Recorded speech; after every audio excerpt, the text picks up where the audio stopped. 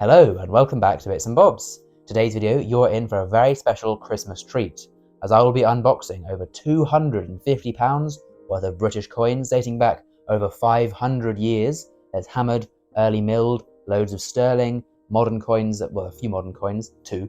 But basically, as you'll see from the thumbnail and title, I have bought some absolutely amazing bucket list dream coins for my collection.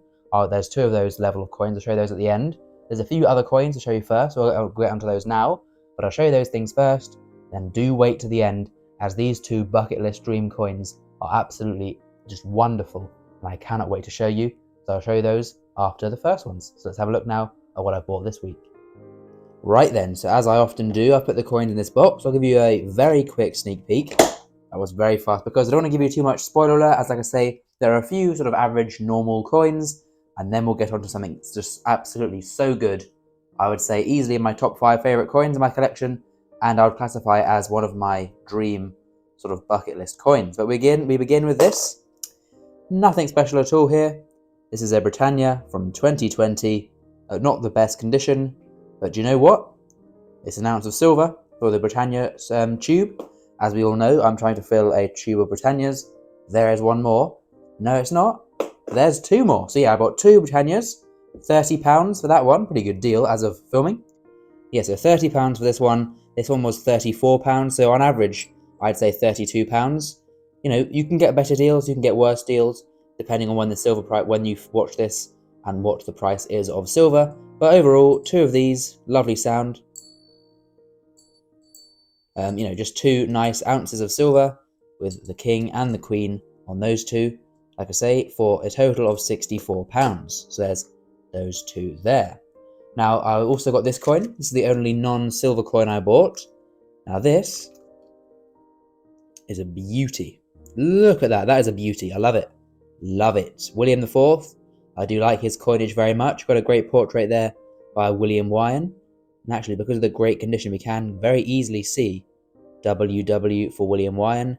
This is the 1831 there, that's the date. Very clear. Beautiful coin.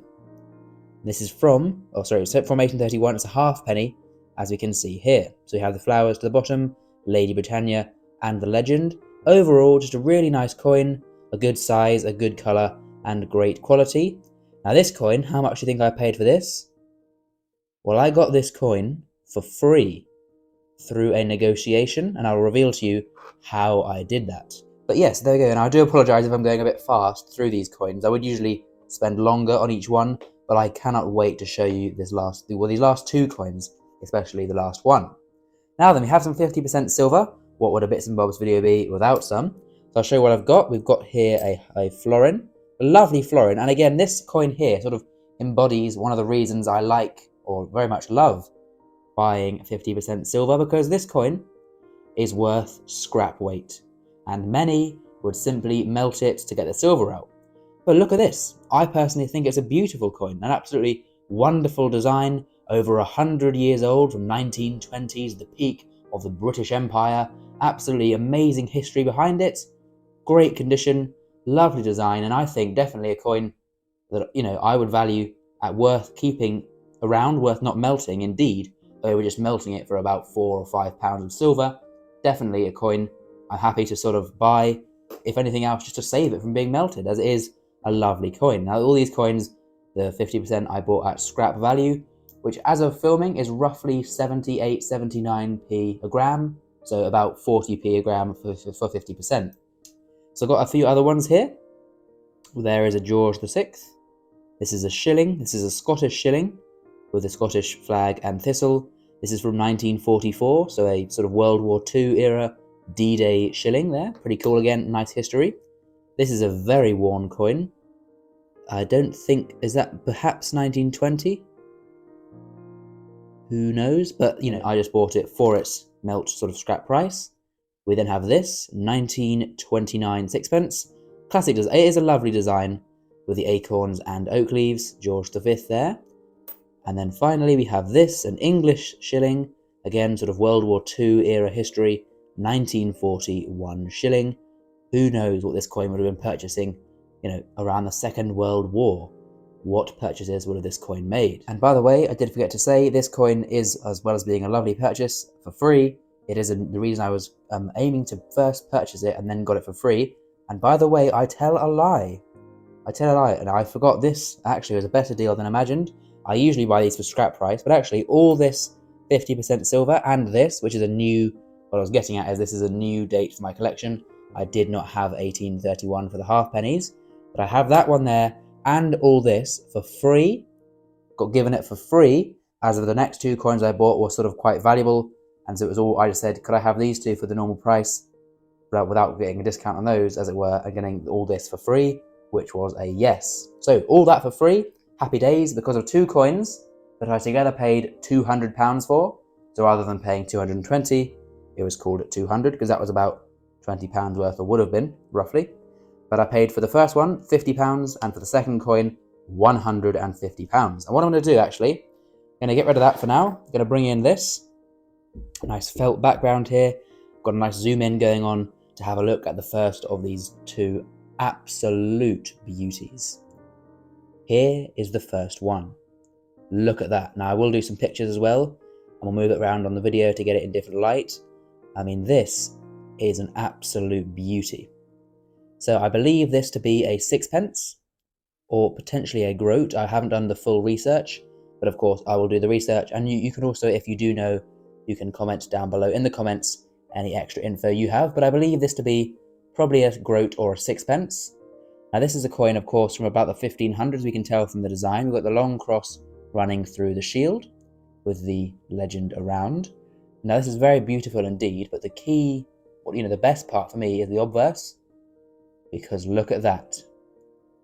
Now that is right. We see it there in the wording, and we recognise her from the portrait. This is not just a, although they're still lovely, just a normal common Elizabeth I hammered coin. This is a Mary I, Bloody Mary. So a queen infamous, Bloody Mary. You can see it here on the legend Maria, DG, angle, so Queen Mary of England and so on. And actually, I'll see how close we can get sort of zooming in without losing too much quality. But we can very, decently clearly see her portrait. Definitely the crown there, very visible. We can see sort of part of her dress, the Tudor ruff here. She's facing to the left with her nose there. You can even see the lips. Look at that, you can see the lips of Queen Mary. And then her eye there. That's how good the detail is. You can see her ear just about and her hair trailing behind. So in my opinion, an absolutely beautiful coin. I mean, wow. One thing I can't convey is just to hold it. I mean, whoa, or to drop it even. I mean, look at this. The feel of just a Mary I coin. Absolutely wondrous. Now, I will spare you my ramblings too much, and I'll try and, cut it to a minimum for the video's sake. But I could say it again and again, this is an amazing coin. I'm very, very happy to own it. Like I say, I paid £50 for this coin, which I believe to be a good price, a very solid, good price. I will very quickly have a look in the book to see the value. I've been of the mind that it's a groat. It looks quite big to be a groat though, so potentially, silly me. See, this, I'll tell you, I'm not too expertised with hammered coins. There are no higher denominations than the groat of Mary. So this is the highest silver denomination of Queen Mary. And, sorry, my hands are a little bit wet. I did wash them before this because these coins cannot be dirtied at all.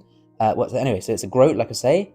Now, fine, 175. Very fine, 575. So I would say, I mean, this is a book from 2020, so you could even call it 200, 600. So paying £50 for one in what I would call very good grade is, in my opinion, a good purchase indeed. And so there we go, some great history. Of course, the daughter of Henry VIII, the sister of Elizabeth I, the first Queen of England. I mean, what more could you want from a coin? Absolutely beautiful. But I have picked that as the second best for today, as there is a coin that I paid 150 for, or you could argue a bit less because I got all that silver and that half penny for free, so it all worked out quite well. But the coin that I got is, put it in the thing, that. Look at that. Again, this is one that you really want to feel, to truly appreciate, because, I mean, wow, that That is special. That is beautiful. Now then, this is also where we'll see who prefers sort of hammered coins to milled coins. Some will, of course, argue in favour of the Mary groat, and I might be one of them actually looking at it there in that lighting, but I think I will just give my favourite for today to this. Hard choice, though. So like I say, I paid £150, sort of roughly, for this, with discounts being included, or other things got for free because of that high purchase. So this is from 1662, so the first year of milled coins. So of course we had hammered coins first, but in 1662 we begin with early milled coins up until 1817, the Great Recoinage, and then we have standard coins up until decimalisation. Now this is probably my favourite era of coins, 1662 to 1817, as we had some truly lovely designs, this being one of the better of them. So let's have a look, let's explore over this coin. So there is the date. We have the legend reading Mag Br Fra et Hib Rex, meaning King of England, or rather King of Great Britain, France and Ireland. Lovely stuff. We then have 4 shields. So we have here a joint shield with the 3 lions of England and the fleur-de-lis of France, as land in France was claimed by the British throne at this time. Got 2 of those. We then have the Scottish lion. This is at a time where the Scottish and English were sharing a monarch, but they had not yet been unified until 1707. There's a shield of Scotland, and there the harp of Ireland, of course, all crowned with that lovely royal crown. And look at that. We're zoomed in here, but look at the detail. Not only that was achieved 400 years ago, but that has lasted 400 years. We then have the Garter star to the centre, a bit more worn to that part. Now you'll notice between the shield we have these 2 interlocked C's. Now, as we can see to the side there, on the new King Charles III coins, we have 3 interlocked C's, of course, for Charles III, and so for Charles II, we have 2 interlocked C's, and I think it's brilliant from the Royal Mint that they've brought back the interlocked C's, almost 400 years later, for our current King Charles. But this is the previous King Charles, as we can see to the obverse here. There he is, King Charles II, the Merry Monarch, reigning from 1660 to 1685, so 25-year reign. We can see there Carolus II de Gratia, Charles II by the grace of God. What a portrait here. We can see the famous sort of big nose, very famously large nose, his mouth, all the details of the face there. A little bit lost, often the monarch's head was rubbed for luck, and of course after the turmoil of Cromwell before him, this would be a lucky coin to have back. The king is back, rub his head for luck. But again, so for that reason, although it is a bit worn, that does mean, think of all the hands that have done that for luck. Who in the 1600s was needing some luck that day? Again, great history. Again, and I apologise, what we are now, about 13-14 minutes. I could ramble for half an hour about these coins. So we have a mint mark symbol to the bottom. This is a rose, of course, for England. He has a draped bust there and quite long hair in a laurel, or in a laurel wreath being worn in the hair. Again, a wonderful coin just to hold. We do have an edge inscription. We can see it says Decus. Oh, I hope you can. It's quite hard to focus. Decus et Tutamen. That is that. So sometimes they say the date as well. But I think we've got a little mint mark there to the side. But Decus et Tutamen means an ornament and a safeguard. And funnily enough, that is still used on coins today. Oh, look at that. Make a silver Britannia look small compared to this beauty. If we can zoom in, yeah, we can see it there.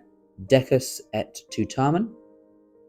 There it is on the Britannias of today, as this is a sort of ornament and a safeguard, preserving, silver, trusted symbol of precious metal, as was this back then when money was really money. This is, a big hunk of sterling silver, and, I'd happily take this as payment today. Someone offered, if I was owed sort of 25 quid or whatever, I'll take a Britannia any day. And if they were owed, money back then, it would have been paid in silver. So there we go. Now you have to comment down below which of these 2 is your favourite. I'm guessing it is between these 2. But, these other ones are quite nice. But, yeah, I'll put them all back in frame here, and then we'll zoom out on this week's purchases. I did go a little bit crazy today, but when I saw these 2, I could not leave them behind. There we go. Look at that. Now that is beautiful. Very beautiful indeed.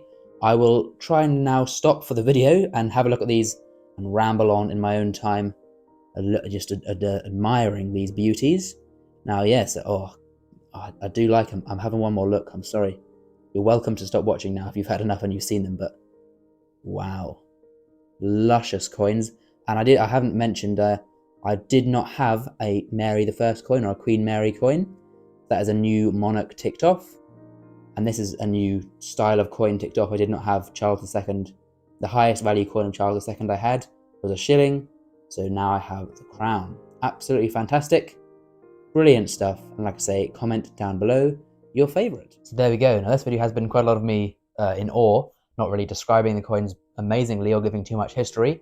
But nonetheless, hopefully you have enjoyed it. And I certainly have enjoyed showing you these coins and adding them to my collection this week. So there we are. Now, like I say, if you've enjoyed, then please do leave a like on the video, comment down below and subscribe. Thank you for watching, and I'll see you again soon for some more coins in the future on Bits and Bobs. Bye for now, and Merry Christmas.